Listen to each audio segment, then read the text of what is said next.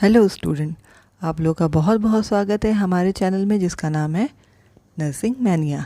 आज हम लोग पढ़ने वाले हैं ल्यूकीमिया के बारे में। ल्यूकीमिया, जिसको कि जनरली लोग ब्लड कैंसर के नाम से जानते हैं, वो एक्चुअल में होता क्या है उसके बारे में आज हम लोग देखेंगे। आज हम लोग अपने चैप्टर में देखने वाले हैं ल्यूकीमिया का इंट्रोडक्शन, उसके कॉजेज़ क्या क्या होते हैं, किस वजह से वो होता है, टाइप्स क्या क्या आते हैं ल्यूकीमिया के। ल्यूकीमिया जब भी पेशेंट को होता है तो उसमें साइन एंड सिम्टम्स क्या क्या देखने को मिलते हैं, उसकी डायग्नोसिस हम कैसे बनाते हैं, और ल्यूकीमिया होने पे उसका मेडिकल मैनेजमेंट हम लोग कैसे करते हैं। तो अच्छा इम्पॉर्टेंट चैप्टर है, तो इस वीडियो में हमारे साथ बने रहिएगा। तो चलिए आगे बढ़ते हैं। तो सबसे पहले हम लोग देखते हैं ल्यूकीमिया का इंट्रोडक्शन, कि ल्यूकीमिया होता क्या है। तो जैसा आप लोग यहाँ देख रहे हैं, leukaemia is a cancer of blood forming organs. तो इसका क्या मतलब होता है, देखिए हमारा ब्लड जो ब्लड के सेल्स है वो कहाँ बनते हैं, वो बनते हैं बोन मैरो में। तो एक तरह से अगर हम समझने के लिए अगर हम बात करें तो बोन मैरो जो है वो हमारी एक तरह की फैक्ट्री है। वो फैक्ट्री में प्रोडक्ट क्या बन रहा है, हमारे ब्लड सेल्स बन रहा है, ठीक है। और उस फैक्ट्री में प्रोडक्ट बन किस मशीन से रहे हैं, तो हीमोपोएटिक स्टेम सेल्स है। हीमोपोएटिक स्टेम सेल्स, जैसे हम लोगों ने पढ़ा था ब्लड वाले चैप्टर में, हीमोपोएसिस क्या होती है, ब्लड सेल्स का बनना। तो हीमोपोएटिक स्टेम सेल जो होती हैं बोन मैरो में, उससे हम लोगों की ब्लड सेल्स बनते हैं। तो आपको समझ में आ गया, फैक्ट्री हमारी बोन मैरो हो गई, फैक्ट्री की मशीनें हमारी हीमोपोएटिक स्टेम सेल हो गई, और प्रोडक्ट हमारा क्या बन रहा है, blood cells, WBC, RBC, platelet सब बन रहे हैं। अब होता क्या है कि किसी वजह से फैक्ट्री में कुछ खराबी आ गई, फैक्ट्री की मशीनों में खराबी आ गई, तो क्या होगा कि जो प्रोडक्ट है वो प्रोडक्ट डिफेक्टिव बनेगा, या तो बनेगा ही बहुत कम। अगर मशीन में कोई खराबी आ गई तो या तो प्रोडक्ट जो बन रहा है वो डिफेक्टिव बन रहा है, फॉल्टी प्रोडक्ट बन रहा है, या तो बहुत ही कम प्रोडक्ट बन रहा है, ठीक है। तो यही है इसका इंट्रोडक्शन। ल्यूकीमिया क्या है, ये बोन मैरो का या हीमोपोएटिक स्टेम सेल का कैंसर है, ठीक है। मैलिग्नेंसी है उसकी, जिसकी वजह से हमारे जो ब्लड सेल्स है वो बहुत कम बनने लगते हैं, और जो फॉल्टी बनता है वो बनता है WBC। जो हमारे इमैच्योर WBC बहुत ज़्यादा प्रोड्यूस होने लगते हैं, और बाकी की हमारे जो नॉर्मल जो मैच्योर WBC, RBC और प्लेटलेट है, इनका प्रोडक्शन बहुत ही कम हो जाता है, बहुत ही कम हो जाता है, और खाली इमैच्योर ढेर सारे WBC बनने लगते हैं। तो ये जो कंडीशन है टोटल, ये कंडीशन को हम लोग कहते हैं ल्यूकीमिया, ठीक है। तो जैसा कि हम लोगों ने अभी बात की, इमैच्योर WBC का प्रोडक्शन जो है बहुत ही ज़्यादा हो जाता है, uncontrolled and accumulated in blood में जगह जगह वो इकट्ठा होने लगती हैं। जो हमारे इमैच्योर WBC बहुत ज़्यादा बन रही हैं, वो क्या करती हैं, एक तो वो मात्रा में बहुत ज़्यादा है, और वो जगह जगह जा कर के इकट्ठा होने लगती है। इकट्ठा होने से क्या क्या प्रॉब्लम आएगी आगे हम लोग देखते हैं, साइन एंड सिम्टम्स से आगे देखते हैं, ठीक है। और अगर हम ऐसे बात करें तो ल्यूकीमिया जो है 8% जो है टोटल जो कैंसर है, जो हमारे जितने कैंसरस पेशेंट हैं, अगर हम उन सबकी बात की जाए, सबको मिला जुला के देखा जाए, तो 8% जो पेशेंट है वो हमारे ल्यूकीमिया के पेशेंट होंगे। ल्यूकीमिया में होता क्या है कि जो हमारा बोन मैरो है, उसकी जो हीमोपोएटिक स्टेम सेल है वो चेंज हो जाती है, वो रिप्लेस हो जाती हैं। रिप्लेस कैसे हो जाती हैं, बहुत अलग अलग तरह की सेल्स में, बहुत हमारे कैंसरस सेल में रिप्लेस हो जाती है, लिम्फोसाइट में, और क्या कह सकते हैं, लिम्फोब्लास्ट में, माइलोब्लास्ट में, बहुत सारे अलग अलग फॉर्म में वो चेंज हो जाती है, जिसकी वजह से हमारा प्रोडक्शन जो है बहुत ही कम हो जाता है, और जो बनता भी है वो फॉल्टी बनता है। तो आगे हम लोग देखते हैं, ये तो इसका जनरल सा इंट्रोडक्शन था। तो इंट्रोडक्शन में आपने क्या देखा, ल्यूकीमिया क्या है। ल्यूकीमिया एक बोन मैरो की और हीमोपोएटिक स्टेम सेल का कैंसर है, ठीक है, जिसकी वजह से क्या होती है, जो हमारी मैच्योर WBC, RBC और प्लेटलेट है उसका प्रोडक्शन कम हो जाता है, और हमारी इमैच्योर जो WBC है वो बहुत ही ज़्यादा बनने लगती हैं, और वो जितनी ज़्यादा बनने लगती है वो जगह जगह जाके एक्यूमुलेट होने लगती है, इकट्ठा होने लगती है, और ढेर सारी प्रॉब्लम और एराइज कराती हैं, ठीक है। तो ये तो हो गया इनका इंट्रोडक्शन। आगे बढ़ते हैं हम लोग, कॉजेज़ क्या क्या है ल्यूकीमिया के। तो ल्यूकीमिया होने का जो सबसे पहला कॉज है वो है रेडिएशन। अगर पेशेंट जो है, अगर कोई व्यक्ति जो है वो रेडिएशन थेरेपी ले रहा है, तो उसको चांसेस उसके बढ़ जाते हैं कि उसको ल्यूकीमिया हो जाएगा। ठीक है। रेडिएशन किस तरह के हो सकते हैं? रेडिएशन, एक्सरे का भी रेडिएशन हो सकता है, रेडियो एक्टिव आइसोटोप्स भी हो सकते हैं। तो रेडिएशन किसी भी तरह का हार्मफुल रेडिएशन जो भी होता है बॉडी के लिए, वो हमारे ल्यूकीमिया के चांसेस को होने के चांसेस को बढ़ा देता है। दूसरा क्या हम लोग देखते हैं? कंजेनाइटल एनामलीज। अगर किसी को भी कंजेनाइटल एनामलीज है तो उसको ल्यूकीमिया होने के चांसेस बढ़ जाते हैं। कंजेनाइटल एनामलीज मतलब पेशेंट को डाउन सिंड्रोम है या ट्राइसोमी ऑफ 21 है, मंगोलिज्म है, इन सारे केसेस में जो पेशेंट के ल्यूकीमिया होने के चांसेस बढ़ जाते हैं या उन केसेस में ल्यूकीमिया ज़्यादा होता है। अब हम बात करते हैं तीसरा कारण क्या है। तीसरा है वायरल इन्फेक्शन। किसी वायरल इन्फेक्शन में, स्पेशली हम देखते हैं रेट्रोवायरल इन्फेक्शन में जो है पेशेंट में ल्यूकीमिया होने के चांसेस बढ़ जाते हैं। जैसे आप देखें, अगर एक एग्जांपल लेते हैं तो HTLV1 वायरस है, जिसकी वजह से हम लोग देखते हैं उस मतलब इस जिनमें ये वायरस प्रेजेंट होता है उनमें ल्यूकीमिया के भी केस देखने को मिल जाते हैं कभी कभी। ठीक है। और लास्ट जो है हमारा वो है कीमोथेरेपी। अगर पेशेंट पहले से कीमोथेरेपी ले रहा है तो भी उस चांसेस हैं कि आप पेशेंट को ल्यूकीमिया हो सकता है। अब देखिए, कीमोथेरेपी जो है वो ट्रीटमेंट भी है और कॉज भी है। मतलब ल्यूकीमिया जो है कीमोथेरेपी की वजह से हो भी सकता है, और अगर ल्यूकीमिया हो गया तो उसके ट्रीटमेंट में भी हम कीमोथेरेपी ही देते हैं। तो कीमोथेरेपी जो है उसके ल्यूकीमिया का जो है लास्ट कॉज है। अब हम लोग आगे बढ़ते हैं। आगे हम लोग देखेंगे टाइप्स ऑफ ल्यूकीमिया। तो there are 4 types of leukaemia. ठीक है, 4 तरह के ल्यूकीमिया होते हैं। इसमें जो हम लोग सबसे पहले बात करेंगे ये है acute lymphoid leukaemia. Acute lymphoid leukaemia जिसको हम लोग शॉर्ट में ALL कहते हैं।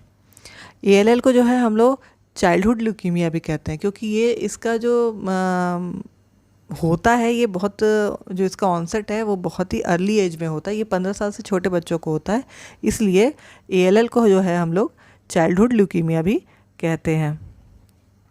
ठीक है।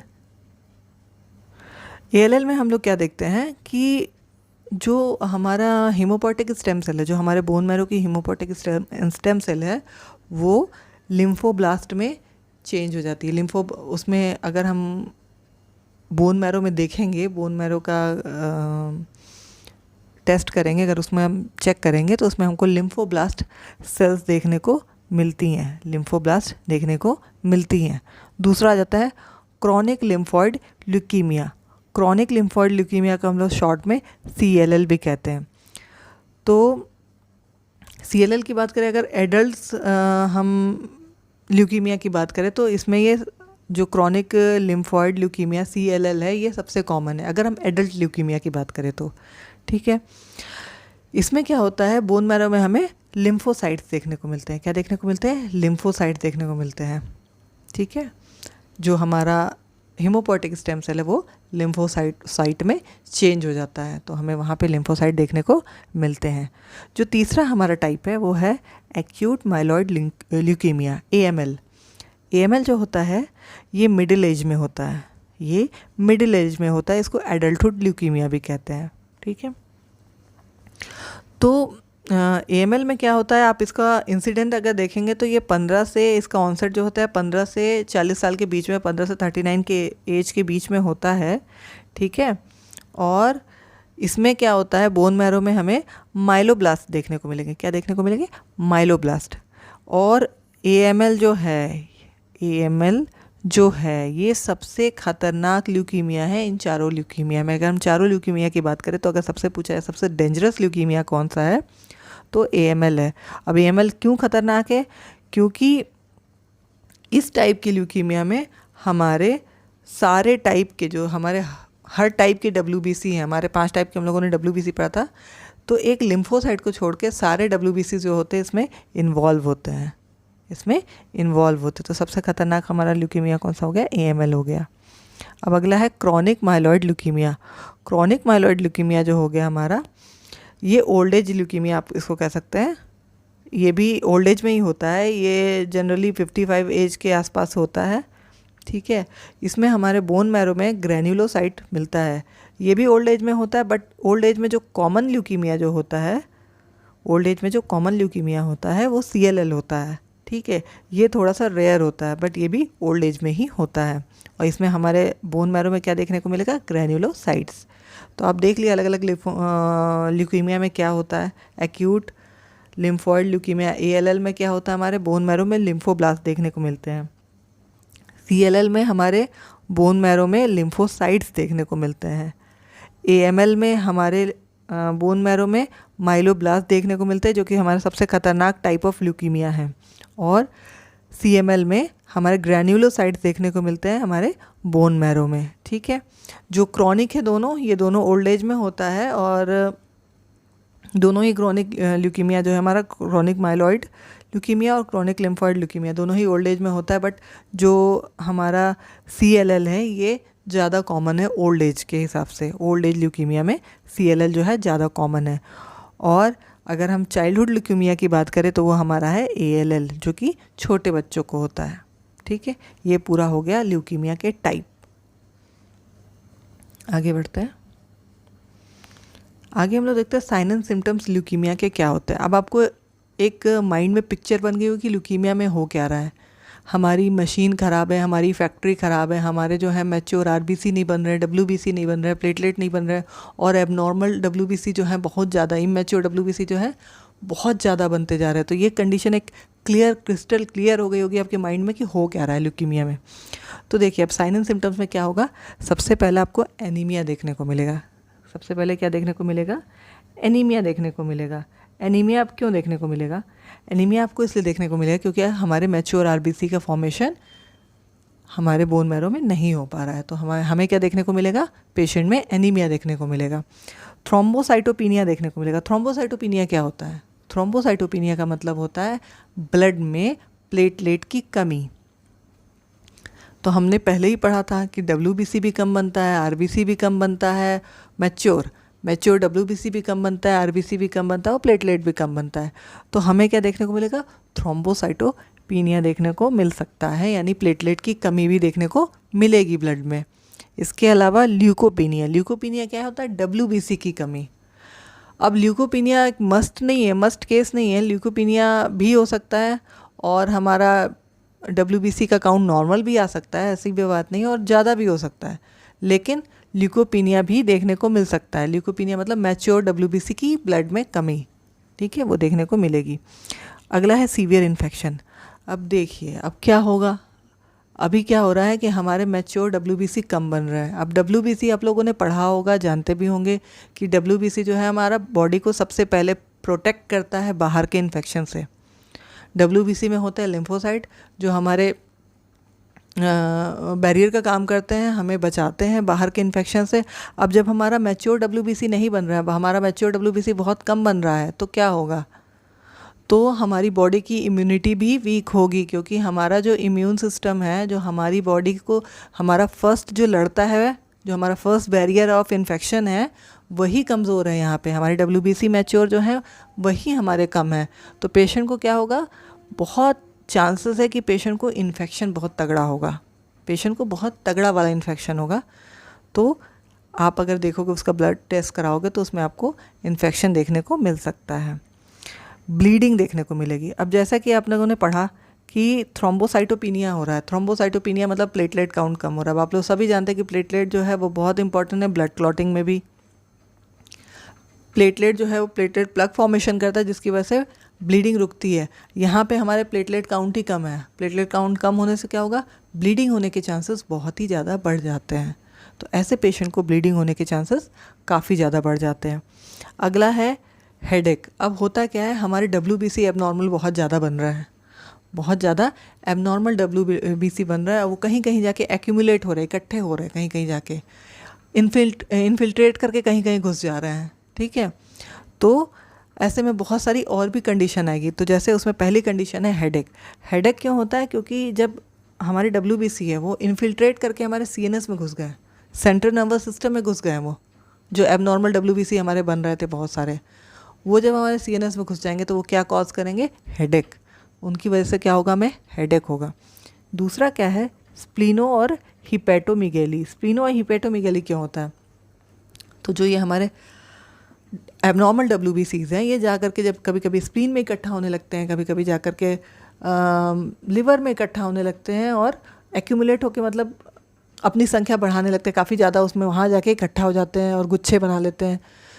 तो जब लिवर में इकट्ठा होंगे तो लिवर के साइज़ बढ़ाएंगे तो हम लोग कहेंगे हिपैटोमेगैली, और जब स्प्लीन में जाके इकट्ठा होकर स्प्लीन की साइज़ को बढ़ाएंगे तो हम लोग कहेंगे स्प्लीनोमेगैली। ठीक है, तो इसमें हिपैटो और स्प्लीनोमेगैली भी देखने को मिलता है। अब आता है हाइपर यूरिसीमिया। अब हाइपर यूरिसीमिया क्या होता है? अब देखिए होता क्या है, हम लोगों ने पढ़ा था RBC वाले चैप्टर में, जबकि RBC जब हमारा टूटता है तो वो एक बिलीवर्डिन नाम का प्रोडक्ट रिलीज़ करता है जो कि बाद में बिलीरुबिन में चेंज हो जाता है। तो वैसे ही जब हमारा WBC टूटता है तो वो यूरिक एसिड रिलीज़ करता है। क्या रिलीज़ करता है? Uric acid. तो अब क्योंकि यहाँ बहुत ज़्यादा एबनॉर्मल WBC बन रही है, अब जितनी ज़्यादा बन रही है उतनी ज़्यादा डिस्ट्रक्ट भी होंगी, उतनी ज़्यादा मरेंगी भी। तो जितनी ज़्यादा मरेंगी उतनी ज़्यादा वो यूरिक एसिड भी रिलीज़ करेंगे। तो इससे होता क्या है कि ब्लड में अल्टीमेटली यूरिक एसिड का लेवल बहुत हाई हो जाता है। ब्लड में अल्टीमेटली यूरिक एसिड का लेवल बहुत हाई हो जाता है, और इस high level uric acid blood में, इस कंडीशन को हम लोग कहते हैं हाइपर यूरिसीमिया।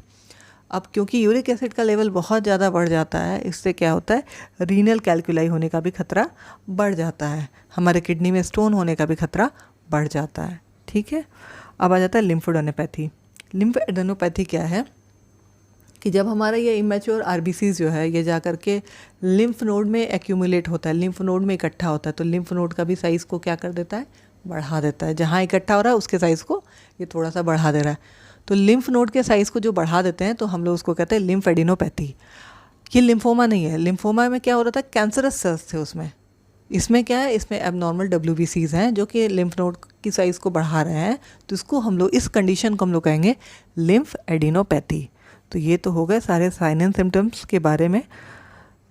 होप सो कि आपको समझ में आया होगा। आगे बढ़ते हैं हम लोग कि इसकी डायग्नोसिस कैसे करेंगे। देखिए, डायग्नोसिस करने के लिए हम लोग WBC काउंट तो देख सकते हैं, बट WBC काउंट जो है वो एक ल्यूकीमिया का मार्कर नहीं है। WBC काउंट से हम कंफर्म नहीं कर सकते कि ल्यूकीमिया ही है कि नहीं, क्योंकि इसमें WBC काउंट जो है वो मैच्योर WBC काउंट जो है वो नॉर्मल भी रह सकता है, लो भी रह सकता है और हाई भी रह सकता है। ठीक है, जनरली लो होता है बट नॉर्मल भी हो सकता है और कभी कभी हाई भी देखने को मिलता है। ठीक, लेकिन हीमोग्लोबिन और प्लेटलेट हमेशा ही कम मिलेगा। जब भी हम पेशेंट का ब्लड कराएंगे उसका हीमोग्लोबिन और प्लेटलेट दोनों ही हमें काफ़ी कम मिलेगा। इसके अलावा बोन मैरो एस्पिरेशन करने पे ल्यूकीमिक ब्लास्ट फेज सेल मिलेगी। अब ल्यूकीमिक ब्लास्ट फेज सेल क्या है, जैसे कि हम लोग जानते हैं हर तरह के कैंसर में हम लोग, मतलब स्पेशली ब्लड के कैंसर में, किसी भी चाहे लिम्फोमा वाले कैंसर में हम लोग ब्लड बोन मैरो की एस्पिरेशन करते हैं, उसकी बायोप्सी करते हैं। तो उससे हम लोग एक्चुअल में पकड़ पाते हैं कि ये है क्या, लिम्फोमा है या हमारा ल्यूकीमिया है या फिर कोई और तरह का कैंसर है जो कि ब्लड से रिलेटेड है। तो देखिए होता क्या है, इसमें जब हम इसका बायोप्सी करते हैं बोन मैरो का, तो उसमें हमें क्या देखने को मिलती है, leukaemic blast phase cell. Leukaemic blast phase cell क्या है, ब्लास्ट सेल जो होती है वो इमैच्योर WBC को ही कहते हैं। ब्लास्टोसील जो है, ब्लास्टोसाइट्स जो होती है वो हमारे WBC जो होते हैं इमैच्योर, उसी को कहते हैं। तो इमैच्योर मतलब ये ब्लास्ट फेज सेल लिखा है यहाँ पे, ब्लास्ट फेज सेल यानी वो ब्लास्ट फेज में ही रह जाती है, वो पूरी तरह से मैच्योर नहीं हो पाती WBC, उसी फेज़ में वो हमें बोन मैरो में दिखाई पड़ती है या मिलती हैं। तो हम लोग तब ये कह सकते हैं कि पेशेंट को ल्यूकीमिया है। इसके अलावा जब हम ब्लड में देखेंगे तो उसमें भी इमैच्योर WBC की नंबर्स और इमैच्योर WBC काफ़ी ज़्यादा होंगे। जब हम ब्लड में भी टेस्ट करेंगे तो इमैच्योर WBC के काउंट काफ़ी ज़्यादा होंगे, क्योंकि हमारी मशीन जो है वो ख़राब है और वो अब इमैच्योर WBC को प्रोड्यूस कर रही है, वो भी बहुत ज़्यादा मात्रा में। ठीक है, तो ये तो हो गया उसकी डायग्नोसिस के बारे में। आगे हम लोग बढ़ते हैं मैनेजमेंट। अब मैनेजमेंट क्या करेंगे, हमें पता चल गया कि ल्यूकीमिया है, तो ल्यूकीमिया का मैनेजमेंट क्या होता है। तो ल्यूकीमिया का जो पहला मैनेजमेंट होता है वो है कीमोथेरेपी। ल्यूकीमिया का जो पहला मैनेजमेंट होता है वो होता है कीमोथेरेपी। ठीक है, कीमोथेरेपी होता है, और कीमोथेरेपी में हम लोग कुछ भी दे सकते हैं, विनक्रिस्टीन हो सकता है, साइक्लोफॉस्फामाइड हो सकता है, मेथोट्रेक्सेट होता है, या जो भी डॉक्टर प्रेस्क्राइब करता है कीमोथेरेपी, वो कीमोथेरेपी हम ल्यूकीमिया वाले पेशेंट को देते हैं। फर्स्ट ड्रग ऑफ चॉइस हमारी कीमोथेरेपी है ल्यूकीमिया में, ठीक है। इसके अलावा हम पेशेंट को स्टेरॉइड्स प्रोवाइड करते हैं, जैसे लाइक प्रेडनिसोलोन वगैरह पेशेंट को देते हैं विथ कीमोथेरेपी। इसके अलावा अगर हम देखेंगे तो बोन मैरो ट्रांसप्लांट करेंगे हम। हमारी बोन मैरो तो हो गई डिफेक्टिव, हमारी बोन मैरो तो हो गई डिफेक्टिव, अब हमारी बॉडी में बन ही नहीं पा रहा है नॉर्मल ब्लड सेल्स, चाहे आरबीसी हो गया, चाहे डब्ल्यूबीसी हो गया, चाहे प्लेटलेट हो गया। बनाएगा कौन? बनाएगा तो बोन मैरो। तो हमारी फैक्ट्री ख़राब है, तो हम उसमें दूसरी फैक्ट्री लगाते हैं, मतलब हम अलग से बोन मैरो उसमें ट्रांसप्लांट करते हैं कि हमारे नॉर्मल डब्ल्यूबीसी, आरबीसी और प्लेटलेट बन पाए, उनका फॉर्मेशन हो सके, और जो इमैच्योर जो हमारे डब्ल्यूबीसी बन रहे हैं उनका प्रोडक्शन थोड़ा कम हो जाए, ठीक है। तो बोन मैरो ट्रांसप्लांट। इसके अलावा एक और चीज़ है जो कि लिस्ट में नहीं है, वो ऐसे ही मैं मेंशन कर देती हूँ कि पेशेंट जो भी ल्यूकीमिया का पेशेंट है उसको हम लोग बहुत ध्यान रखना है उसका सेप्टिसीमिया का और उसका ब्लीडिंग का, क्योंकि पेशेंट जो है बहुत हाईली ससेप्टेबल है कि उसको इन्फेक्शन होगा, क्योंकि उसकी बॉडी की इम्यून सिस्टम जो है वो काफ़ी कमज़ोर पड़ चुका है। तो हमें ध्यान रखना है, हमें उसे साफ़ सुथरा इन्वायरमेंट देना है, इन्फेक्शन फ्री इन्वायरमेंट देना है, बहुत ध्यान से रखना है कि उसको इन्फेक्शन ना लग पाए, ठीक है, क्योंकि लगेगा तो बहुत ही तगड़ा लगेगा। बॉडी में अभी इतनी इम्यूनिटी नहीं है कि वो उस इन्फेक्शन से लड़ पाए। दूसरा ब्लीडिंग है, क्योंकि उसका प्लेटलेट काउंट ऑलरेडी कम है, तो हमको ब्लीडिंग पे भी ध्यान रखना है, उसकी ब्लीडिंग पे भी ध्यान रखना है कि उसको किसी भी तरह से चोट ना लगे या किसी भी तरह से इंटरनल ब्लीडिंग भी कहीं ना हो। जो भी हम कर सकते हैं, प्लेटलेट अलग से ट्रांसफ्यूज़ कर सकते हैं, जो भी, मतलब ब्लीडिंग और सेप्टिसीमिया, इन दोनों पे हमें कड़ी नज़र रखनी है। ये मेजर कंसर्न है जो हम लोग देखेंगे पेशेंट में कि ये चीज़ ना होने पाए, ठीक है। तो ये तो पूरा हो गया हमारा ल्यूकीमिया के बारे में। आशा करती हूँ कि आपको समझ में आया होगा।